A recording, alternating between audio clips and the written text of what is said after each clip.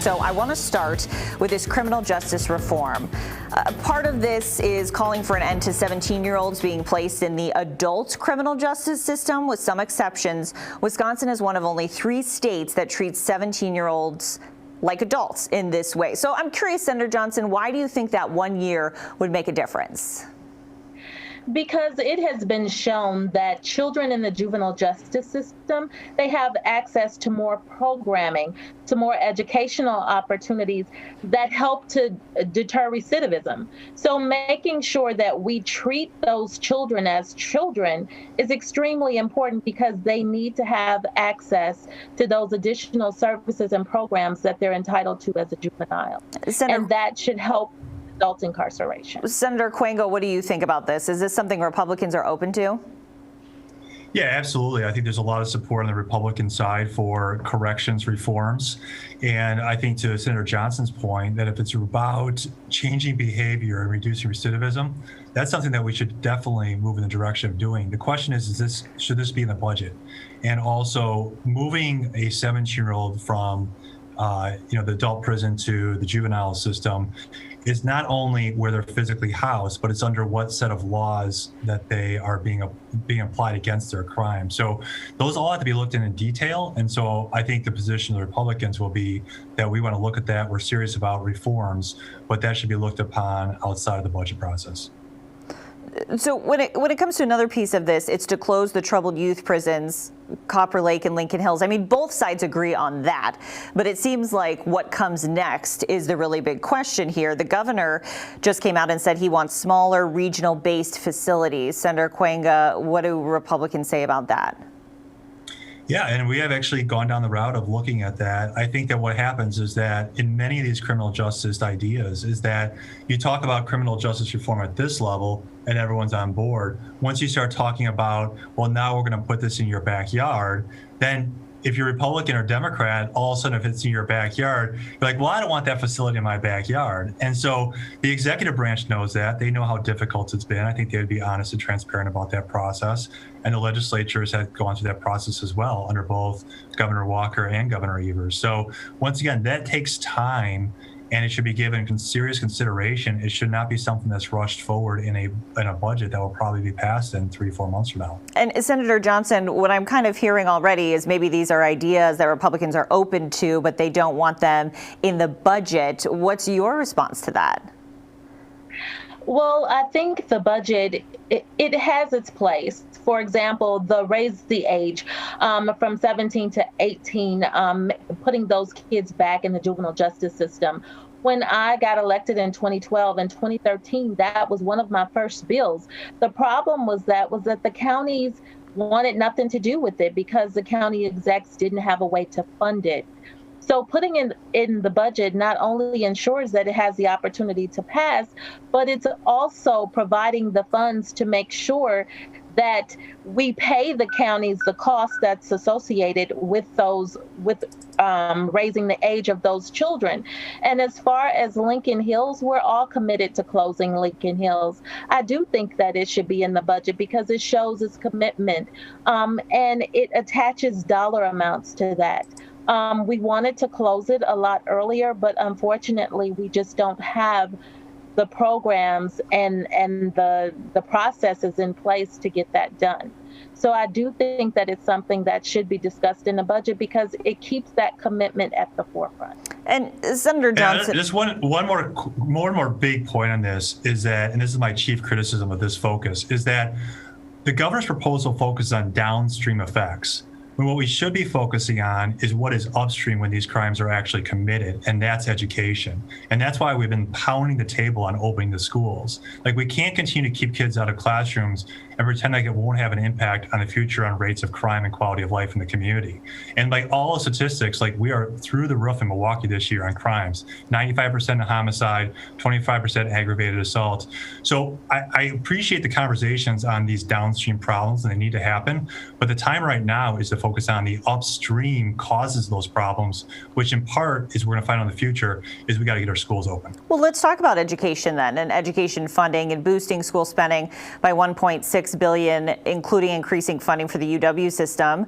The governor said he thinks this is something that has bipartisan support. So do we think that it does, Senator Cuenca? Yeah, I mean, the concept, the largest increases in K-12 funding in Wisconsin have been after Act 10.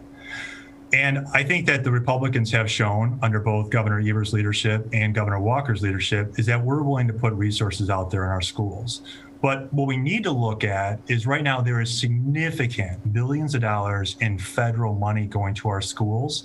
And what we don't want to do is we don't want to have that money combined with state money to create a new baseline that is not sustainable going forward. So what I would like to push, what I would like to really encourage school districts to do is that our kids are going to be behind right now because of this last year, whether it was hybrid or not being in school or just the emotional impacts of the last year. And I really encourage school districts to use that federal money and isolate it for a robust summer school program. And I think that should be focused mostly on teacher salaries, pay them well for their time in the classroom during the summer. But we should look at, we're going to have at least baseline funding in education. We should spend more on districts that have been open because those districts have higher costs. The federal money actually does the opposite. The federal money goes more to school districts that are closed than that are open. So I think there'll be plenty of money on the table for education between the federal money and existing state money and possibly a little more on top of that. But really, we need to focus on the outputs, not the inputs. The inputs are the money going in, the outputs are the results. And we're only going to see better outputs if we get a robust summer school program going. Senator Johnson, what do you think about the governor's education proposal? You know what? I think that the governor's educational proposal shows where our resources should be spent. You know, with saying that more money should go to schools that are open, you eliminate one of the largest public school systems like Milwaukee Public Schools. We all saw the study where they tested 17 rural schools and said that it was safe for these schools to reopen. But what about our urban city schools? You know, the governor's program not only spends roughly around $55 million in making sure that we can increase per pupil spending by $750 per student, but it also provides an additional $75 per pupil for children that attend disadvantaged school systems or underprivileged communities, our low-income kids. So if we want to close that educational gap, we're going to have to spend more, especially in those communities that are underserved, because they can't rely heavily on property values because so many properties in those areas are blighted. So we need to make sure that our schools have the resources that they need. $54 million the governor has set aside for mental health. That's extremely important in our school systems. And one of the things that Republicans can do to make sure that all of our students are healthy and mentally capable after this pandemic is to make sure that we include that $54 million that's budgeted for mental health. $709 million for special education. Because of the pandemic, our schools have encountered so many more additional costs. So we have to make sure that we are giving our schools not only the resources that they need to thrive, but also the resources that are needed to make them whole. And I agree, getting our kids back in school is extremely important, but we have to make sure that they have the resources safely. Senator Cuenca, what are you trying to say? I support an increase in mental health for schools, but here's the thing. We're talking about downstream problems again. You know why we need so many resources for mental health in our schools? In part because mental health issues have exponentially increased the last year because of the pressure put on our kids because of our closed schools, in part. What you need is not huge amounts of money for kids in these schools. Is what you need is the physical presence of adults, including teachers with our kids. Money does not replicate the physical presence of caring adults. And so instead of putting tens of millions of dollars into mental health counseling, let's get our schools open so that the trajectory of mental health issues with our children goes the opposite direction. There is a social injustice in our state. The social injustice in our state is that white kids in Wisconsin exponentially have more access to in-person learning in Wisconsin than children of color in Wisconsin. That is a social injustice, and nothing in this budget changes the incentive of school districts in Wisconsin to overcome that reality. And Senator Johnson, I'll give you the final word on this before we move on to the next topic. Thank you. It's not just the presence that white kids have over black kids. It's the quality of schools, too, because of underserved and social economic injustice in these communities. So that extra $75 per pupil that's going to go to those disadvantaged communities can be used to help mend that divide. So to think that, just having kids in school is the only thing that we need to do is not the answer. We need to make sure that the schools have the resources so there's equity in education. The reality is upper middle class black kids will do significantly worse academically than poor white kids. And the reason is because of access to quality education. And that's what we need to focus on. And Governor Evers' budget does that. And Senator Johnson, there's so much in this budget, so I do want to get to a different topic here, including the governor's budget doing $1 billion in tax increases. Is that really necessary?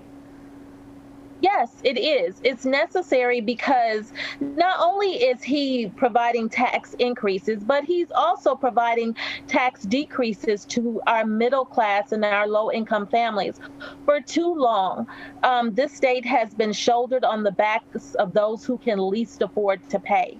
This just evens the playing field. It's saying that those people who have continued to do really well during the pandemic and who have done well generations previous to should pay their fair share. They should pay something so that middle class families and low income families don't continue to have to shoulder the brunt of that and the amount of money that they're paying out in taxes and living in communities that are underserved. Senator Kwenga, your comment on the taxes.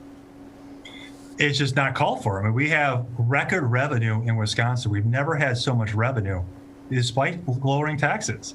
We have record revenue and we have record federal dollars coming into our state. Why would you raise taxes other than just to give a punch at the private sector? I mean, a couple different things here. First of all, you don't need to raise taxes and put the burden of the stress of the current situation on our employers. The second part is this budget is based not only on $1 billion in tax increases, it's also based on it's out of balance by $1 billion. We spent 10 years getting what they call the gap deficit, the right way of doing accounting, bringing that down to zero. We are actually now out of the category of 2 or 3 states that actually had dishonest accounting. And this budget puts us $1 billion out of balance again. So it's between the tax increases on our employers and also not being balanced using accrual accounting that's why it's a political statement making a lot of promises, but they're promises based on taking money from future generations and taking money from employers in order to make big promises. And I just don't think now is a time in economic uncertainty to be raising taxes on employers. Well, on this next topic, I think we can pretty much guess how you both will line up here. And that's why I have very specific questions when it comes to Act 10, because the governor wanting to repeal this to, of course, Act 10 ended collective bargaining for public unions. So Senator Johnson, I want to ask you, and I'll ask Senator Kwenga something different. Why do you think the governor put this in the budget knowing Republicans are so strongly against it? Because we need to show our essential workers that we are behind them. We understand their plight. When so many of us were, quarantined at home, not allowed to leave, our sanitation service continued to provide services. Our garbage was picked up. Our mail was delivered. We were able to go to grocery stores and shop for groceries. Your child care, in most cases, was open.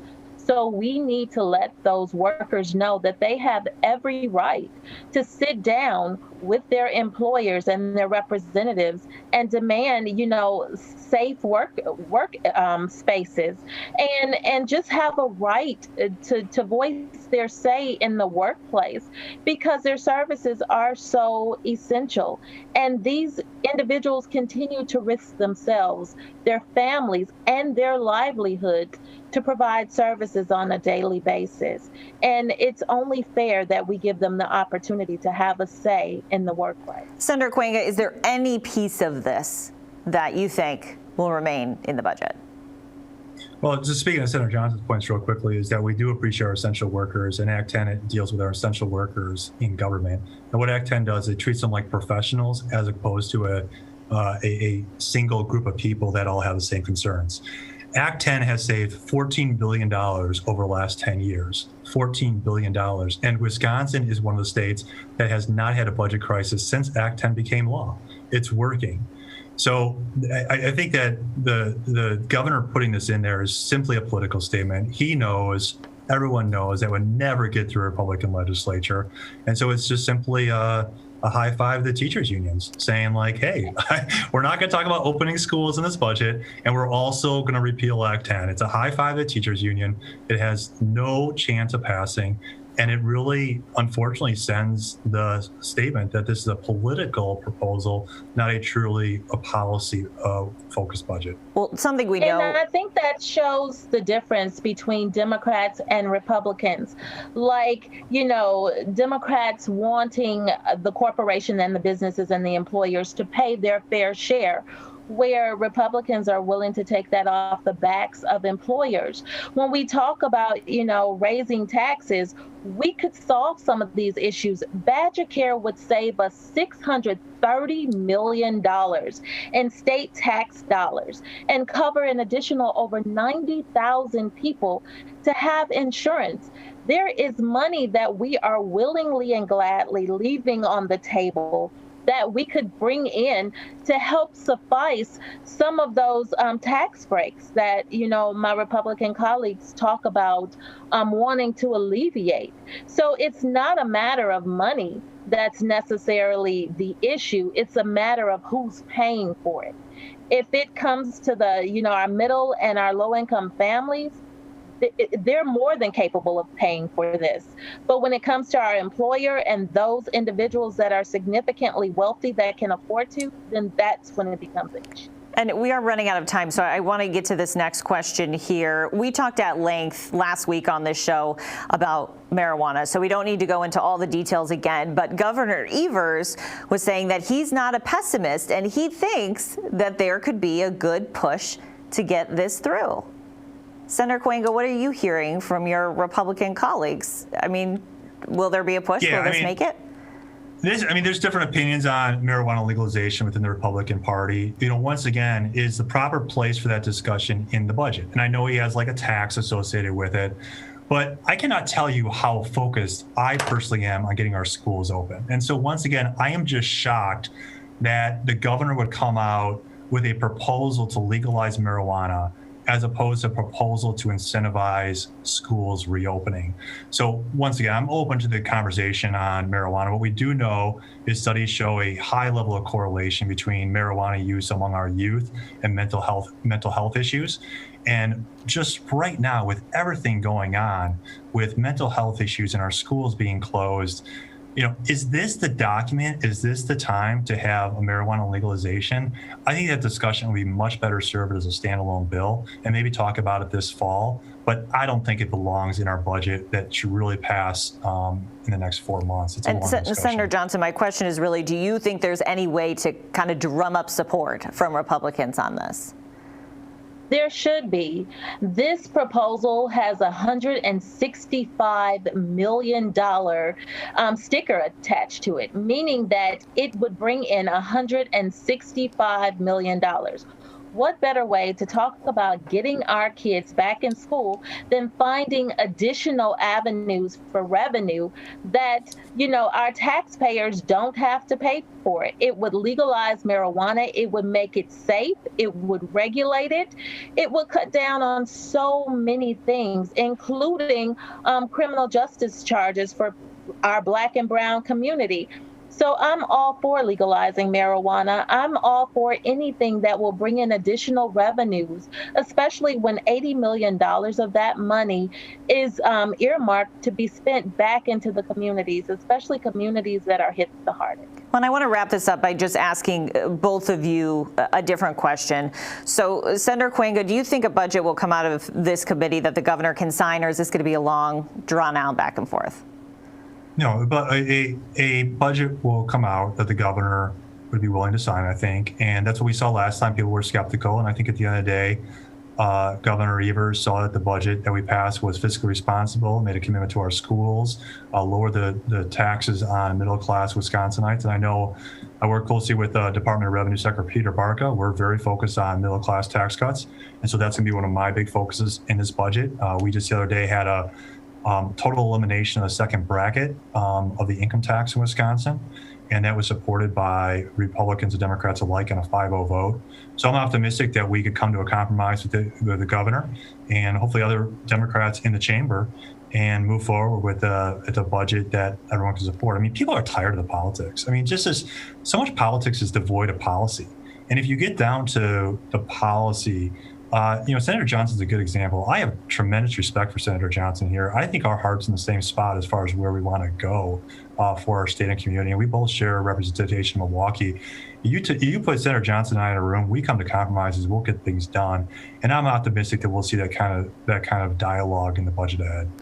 So, Senator Johnson, my last question for you is, does it make any difference, you think, that this is the budget before an election? And by that I mean, is this advantageous for the governor to fight this or to sign it and say, okay, we got something done? I think it's indicative of who the governor is as a person. His first budget was a people's budget as well. And we saw so many of the items that the communities said that they wanted taken out.